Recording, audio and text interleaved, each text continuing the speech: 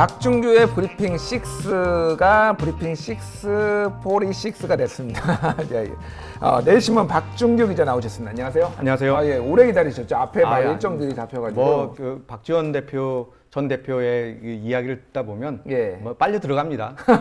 역시 정치 구단이라 예. 듣는 족족 이해가 되고 빠르고 저도 많이 배웠습니다. 예, 오늘 일단 요즘 다이나믹 코리아인데 예. 오늘은 유독 지금 일이 많습니다. 그렇습니다. 예, 일단, 예상했던 일들이고요. 일단은 심재철 의원이 아까 얘기도 전에도 얘기했지만 원내대표에 당선이 됐어요. 예. 상당히 이게 근데 기자들이나 이 정치권에서 예상이 됐던 건가요? 아니면 의외인 건가요, 이게? 제법 좀 의외죠. 사실 그 결선을 심재철 의원이 1등으로 올라갈 것이다 이렇게 예측한 분들은 제가 적게 봤어요. 대부분이 심재철 의원보다는 강석호 의원과 김선동 의원, 소위 친황과 비황의 대결로 봤는데 이 심재철 의원이 1차에서 무려 39표를 얻어서 2등인 그 김선동 의원과 강재호 강석호 의원보다 11표를 앞섰거든요. 이게 상당히 의외였고요. 또 결선에 바로 가서도 52표나 얻었거든요. 거의 과반을 가까이 얻었는데 상당히 예상을 벗어났다. 그러니까 기자들이 예상을 잘 못했고 의원들도 자기 자당의 그 표 분석도 틀렸다 이렇게 볼 수 있습니다. 일단 오늘 그 수락 연설이 준비되어 있는데 연설을 한번 보고서 얘기를 해보시죠. 네. 여러분들의 성원에 진심으로 감사드립니다. 앞으로도 겸허하게 당을 위해 헌신하겠습니다. 오늘 당장 공수처법, 선거법 예산안 가지고 오후에 협상에 들어갈 것 같습니다. 여당 원내대표 그리고 국회의장한테 찾아가서 오늘 당장 예산안 지금 추진하려는 거 당장 스톱해라. 4+1 그거 안 된다. 같이 협의하자라고 요구를 하겠습니다. 또 여러분들과 함께 우리 당 반드시 내년 총선 필승하도록 이렇게 해 나가도록 하겠습니다. 오늘 저 얘기한 대로 일단 됐어요. 그래서 그렇죠. 일단은 일단은 스톱을 하고 그 다음에 이제 한국당까지 들어와서 논의를 하는 걸로. 그리고 필리버스터도 중단하겠다라고 그렇죠. 합의문에 그렇게 나와 있습니다. 합의문에 나왔는데 의원총회가 오늘 열렸다면서요? 예, 방금 끝났는데요. 예. 그 의원들이 이렇게 얘기한 겁니다. 한국당 의원들이 예산안도 합의가 다 끝나지도 않았는데 굳이 필리버스터 철회한다는 것을 먼저 이야기하는 것이 이것이 우리의 전략하고 맞느냐, 오히려 여당에게 꽃길을 깔아주는 거 아니냐 이런 비판이 나오면서 일단은 보류가 된 거죠. 필리버스터 철회를 통해서 민생 법안을 먼저 처리하기로 했는데 일단 오늘 저녁까지 지금 이루어지고 있는 그 내년 예산안 협상을 한번 보자. 협상이 잘 타결되는지. 그러니까 지금 필리버스터 철회하기로 한 거가 지금 무산됐다고요? 무산됐죠. 그러니까 자유한국당 의원총회에서요? 그렇죠. 그래서 심재철 원내대표의 첫 번째 실적은 일단은 보류가 된 걸로 그렇게 볼 수 있습니다. 저는 이게 제가 정치 하수라서 그런지 이 돌아가는 판을 잘 모르겠습니다. 일단은 심재철 의원이 됐다라는 거는 여러 가지 의미가 있는데 하나는 이제 비황, 그러니까 친황 체제에 대한 피로감이나 견제를 느낀 의원들이 몰아줬다라는 거 하나고 그렇죠. 또 하나는 협상을 한번 해보겠다라는 거가 아니었나요, 그러면? 그런 거하고 좀 결이 좀 다른 것 같아요. 다른 거예요? 그 협상이라는 것이 어떤 협상이냐. 그러면 협상을 하려면은 본인들의 의견을 내놓고 소위 완충지대를 놔야 되는 거 아닙니까? 이 정도까지는 우리가 물러설 수 있다. 소위 대화와 타협인데요. 과연 그럴 만한 의지가 있는지 또 룸이 그 정도의 후퇴할 만한 룸이 있는지 이 부분도 문제인데 황교안 대표가 결국은 쥐고 있는 거 아닙니까? 황교안 대표는 이미 단식을 하면서 일종의 퇴로를 차단하는 상태예요, 지금. 그리고 오늘 또다시 확인을 해줬고요. 아침에 최고위원 회의에서 강경투쟁해야 된다라고 아예 가이드라인까지 줘버렸어요. 매일같이 확인을 해줍니다. 특히 오늘 같은 경우에는 선거법과 이 공수처법을 악법이라고 얘기를 하면서 반드시 막아야 된다고 얘기를 했고요. 그런 측면에서 보면 그 오늘 나온 네 분의 그 출마 선언문을 정견 발표문을 보더라도 협상이라는 얘기를 하지만 사실 강경론이 상당히 강했고요. 그리고 심재철 의원이 사실 강경론자 중에 원래 좀 강경론자긴 하죠. 뭐 많이 강경론자죠. 예. 그래서 이거 쉽게 협상이 되지 않을 것이다라는 것은 예측이 됐었는데 이렇게까지 첫 번째 의총부터 무산될 걸로 예상은 못했습니다. 그러니까 강경론자였는데 오히려 안을 내 가지고 나름의 안을 가지고 협상을 했는데 네. 의총에서 또 이게 무산된 거는 자유한국당 의원들은 그러면 협상할 생각이 없다라는 건가요 지금? 자유한국당 의원들은 지금 현실 인식을 이렇게 돼 있는 것 같아요. 지금 민주당과 야4당이 한국당을 패싱한 상황에서 밀어붙인다면 우리가 막을 수 없다라는 부분들을 인정을 하는 것 같고요. 예. 그렇다면 현재 우리 이런 상황에서 가장 많은 것을 우리가 얻을 수 있는 방법은 뭐냐? 일단 예산안을 지금 넣으려고 하는데 예산안에는 우리 그 한국당 입장에서 보면 총선과 직결돼 있어요. 내 사업이 들어가느냐 마느냐. 그러면 자기 지역구 사업에 넣어야지 이제 좀 더 목소리를 낼 거 아닙니까? 그것을 하는 협상력을 높이기 위한 거죠. 그러니까 일단 협상하는 걸 보고 우리가 그 다음을 진행하겠다. 왜 그것을 협상이 끝나지도 않았는데 저쪽이 원하는 것을 먼저 들어주느냐. 그렇군요. 왜냐하면 오늘 안에 예산안이 통과될 가능성이 없습니다. 그러니까 협상이 끝날 가능성이 없고요. 지금 국회에서도 내일 밤 10시 정도에 협상안이 최종 그 수정안이 올라올 것으로 예상을 하고 있습니다.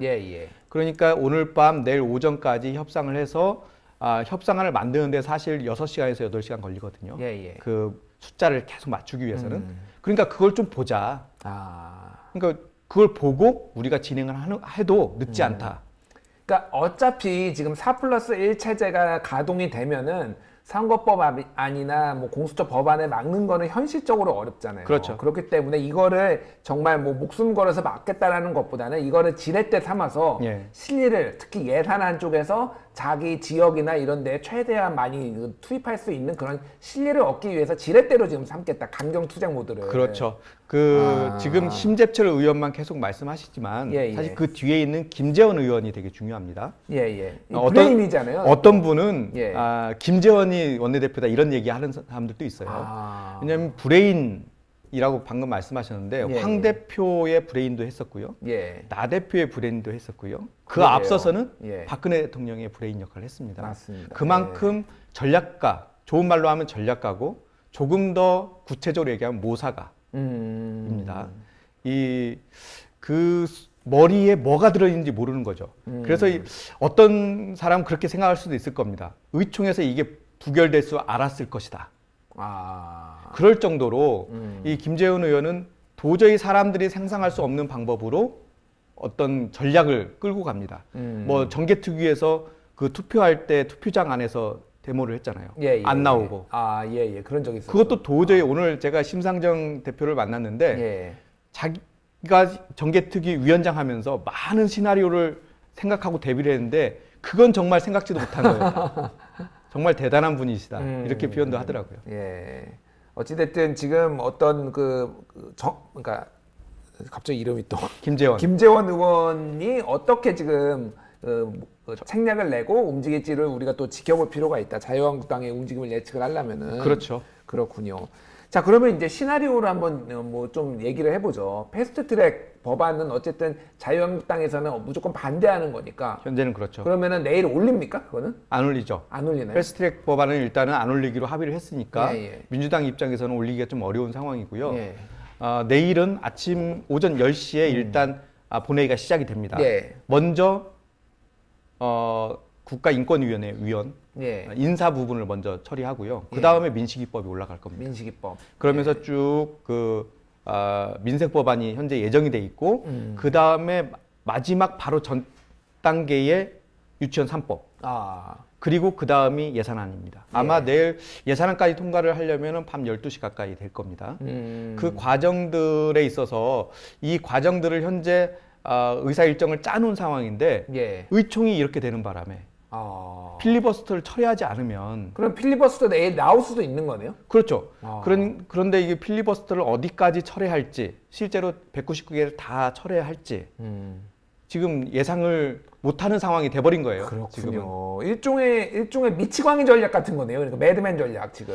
뭐 제가 그 전략을 정확하게 잘 모르겠는데 여하튼 예상을 벗어날 불확실성을 키워가지고 협상력을 높이는 게 일종의 그러니까 예측 불가능성을 키우는 게 매드맨 전략인데. 그러니까요. 지금 상황에서 보면 예. 김재원 의원의 머릿속에서 어떤 전략들이 나올지는 모르겠으나 심재철 의원은 강하게 밀어붙이고 김재원 의원은 그 강한 힘을 어떤 식으로 엮어갈 것인지 그것을 이제 전략을 짤 텐데 일단은 내일 어떻게 전개될지 현재로서 말씀하신 대로 전혀 예측이 불가능한 상황입니다. 그러니까 내일 필리버스터가 있을 수도 있고 없을 수도 있고 그리고 예를 들면 필리버스터가 있어버리면은 선거법 안에 미리 예방주사 맞듯이 올려버려가지고 할 수도 있고 뭐 이런 가능성도 있는 거잖아요. 그러니까. 지금 그래서 이렇게 되면 지금 1+4가 지금 약간 헤매는 상황이거든요. 헤매고 있죠, 지금. 왜냐하면 지금 현재 1+4는 이미 진행이 어느 정도 끝난 상황인데